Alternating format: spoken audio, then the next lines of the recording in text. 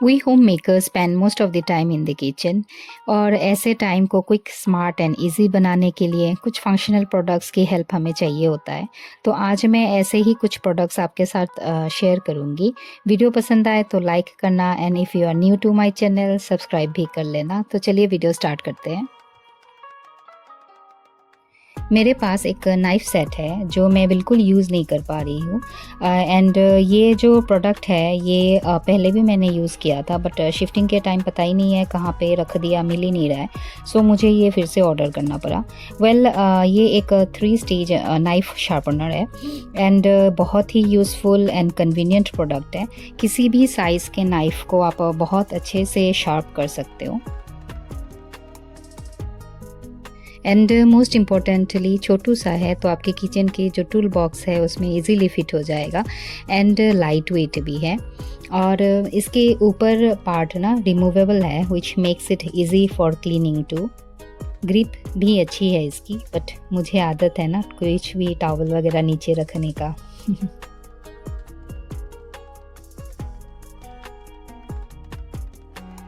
Sharp knife से ना cut करने का मज़ा ही अलग है। ये अभी इतनी शार्प हो चुकी है कि मुझे स्पीड थोड़ी कम करनी पड़ी। अच्छा, आज मैं बना रही हूँ ग्रिल्ड फ़िश। कुछ फ्रेश वेजीज़ ले लिया है मैंने और इनकी मैं पेस्ट बना लूँगी।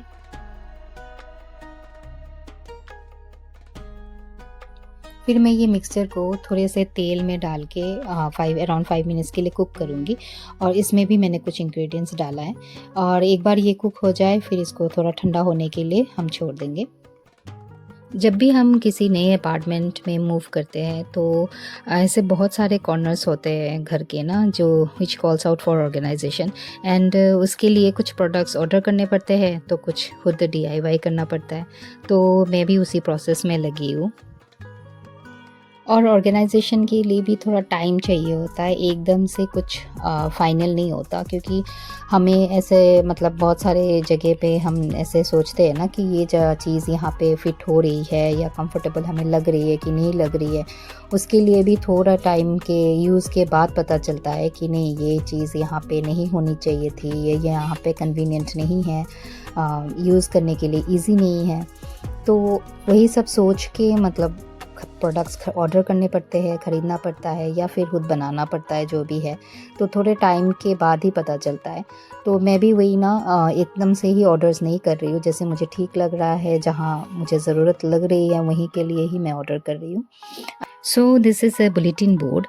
ये बच्चों की स्टडी के लिए बहुत यूज़फुल होता है। जब मेरे बेटे का स्टडी टेबल रेडी हुआ था ना तब फर्स्टली मैंने एक बुलेटिन बोर्ड ही ऑर्डर किया था उसके लिए बट ये छोटा हो गया उसके ना इतना यूज़फुल उसके पर्पज़ के लिए नहीं हो रहा है।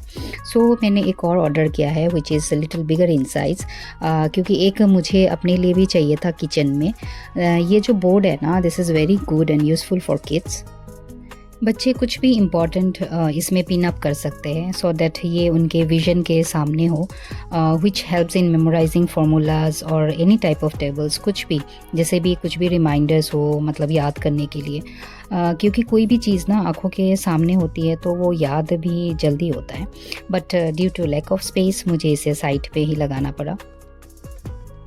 और बच्चों के ना जो इम्पोर्टेंट पेपर्स होते हैं हमेशा इधर उधर हो जाते हैं, टेबल के ऊपर क्लटर्ड लगता है तो पिन अप कर दो बस, इजी टू फाइंड देम। इसका मटेरियल भी ना बहुत ही सॉफ्ट बोर्ड का है, लाइक कोई भी पुश पिन्स और बोर्ड पिन्स जो होते हैं ना वो इजीली यूज़ हो जाता है इसमें। एंड आप इसमें जैसे फ़ोटोज़ होते हैं वो भी हम हैंग कर सकते हैं। Also this reminds me of my teaching days.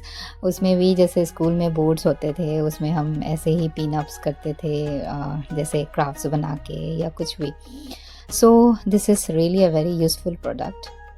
और जो छोटा वाला है वो मैं अपने किचन में लगा लूँगी क्योंकि किचन में भी हमें बहुत सारी चीज़ें नोट डाउन करनी होती हैं, रिमाइंडर्स होते हैं हमारे लिए, ग्रॉसरी लिस्ट होती है, चेक लिस्ट होती है, बहुत सारी चीज़ें होती है तो वो मैं किचन में लगाऊँगी। हमारे पुराने अपार्टमेंट में मैंने एक डीआईवाई किया था इसी बोर्ड का, एंड उसे मैंने फ्रीज़ में मैग्नेट से लगा लिया था। बट अभी मेरे फ्रीज़ का जो लोकेशन है वो फिजिबल नहीं है नोट्स वगैरह के लिए, तो मुझे इसीलिए यही वाला यूज़ करना पड़ेगा। ये मैं एक छोटा सा जुगाड़ कर रही हूँ। एक पुराना फ़ोल्डर को कट करके बोर्ड के पीछे लगा रही हूँ, क्योंकि जिस पिलर पे मुझे ये बोर्ड हैंग करना था वो पिलर वहाँ मतलब मॉइस्चर और सीलन आ रही है, जिसके लिए मैं एक और फ्रेम मेरा एक और फ्रेम भी इसके लिए ख़राब हो गया था। इससे ना बोर्ड का जो बैक साइड है वो प्रोटेक्टेड रहेगा। कम से कम इस ट्रिक से मेरा ये वाला बोर्ड तो ख़राब नहीं होगा। फ़िलहाल में तो मैंने ये यहाँ पे लगा दिया है। देखते हैं आगे अगर कोई प्लम्बर मिलता है और ड्रिल पॉसिबल होती है तो मैं ड्रिल करवा के लगाऊंगी। नहीं तो ये थोड़ा ना बाहर की तरफ आ रहा था।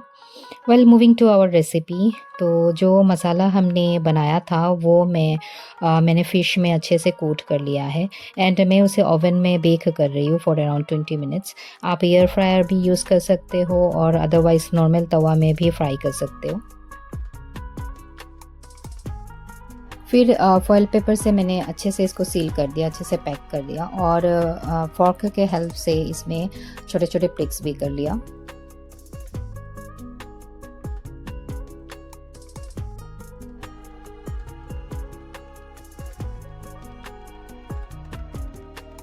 बाकी के जो प्रोडक्ट्स है these are related to kitchen.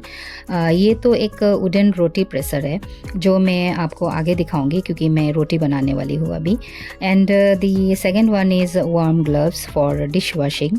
एक चीज़ मुझे इसकी ये अच्छी लगी थी क्योंकि ये अंदर से कोटेड है, विंटर्स के लिए भी अच्छी है, एंड सेकेंडली ये एल्बो लेंथ तक है, प्लस इलास्टिक भी है इसमें। पहले मैं जो यूज़ करती थी वो बार बार नीचे आ जाती थी तो बहुत अनकंफर्टेबल लगता था, तो फिर थोड़े टाइम के लिए यूज़ करके फिर मैंने छोड़ ही दिया।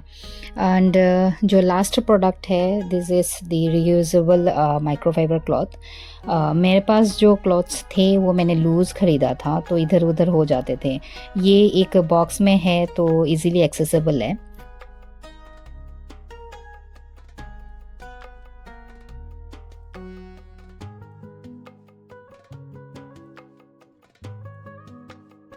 Fish is cooked now. ऊपर का जो फॉइल पेपर है वो मैं रिमूव करके और 5 मिनट्स के लिए इसको ग्रिल में रख दूँगी so that I get a bit of Brunt texture.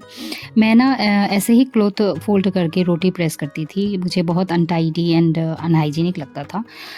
और ये होता था कि ये ना कपड़े 1 दिन या 2 दिन में थोड़ा काला सा हो जाता था और गंदा लगता था, तो बार बार वॉश भी करना पड़ता था। तो ये प्रेसर अच्छा है, एंड ये सिर्फ रोटी के लिए नहीं, पोटैटो भी मैश करने का काम आएगा। ओके, साइड बाय साइड मैं कुछ वेजीज़ भी सौटे कर रही थी, बस थोड़े ब्लंच किए हुए वेजीज़ को सॉल्ट एंड पेपर के साथ, और उसके साथ बन रहा था राजमा बेटे के लिए। जो कॉटन के क्लॉथ होते हैं ना उनमें एब्जॉर्बेंट क्वालिटी इतनी अच्छी नहीं होती as compare to this microfibre cloth, and winter में प्रॉब्लम होती है कि जल्दी ड्राई नहीं होता। तो ये जो क्लॉथ है वो जल्दी ड्राई भी हो जाता है और थोड़ा स्पॉन्जी जैसा लगता है। ये इवन ऑयल भी अच्छे से एब्जॉर्व कर लेता है। ये ग्लव्स मैंने ले तो लिया बट आई डोंट थिंक मैं कितना यूज़ कर पाऊँगी, क्योंकि इसको जितने टाइम लगाने में लगता है उतने टाइम तो मैं सारे बर्तन ही धो लूँ। बट ये आदत अच्छी नहीं है, this is not a good habit. आपको लगाना चाहिए अगर if you want your hands to be protected. इनमें से कुछ आइटम्स आप भी यूज़ कर रहे होंगे, मुझे बताइएगा कि आपको कौन सा यूज़फुल लग रहा है। मिलते हैं नेक्स्ट एपिसोड में कुछ और DIYs और परचेजेस या फिर रेसिपीज़ के साथ। Till then bye bye, take care.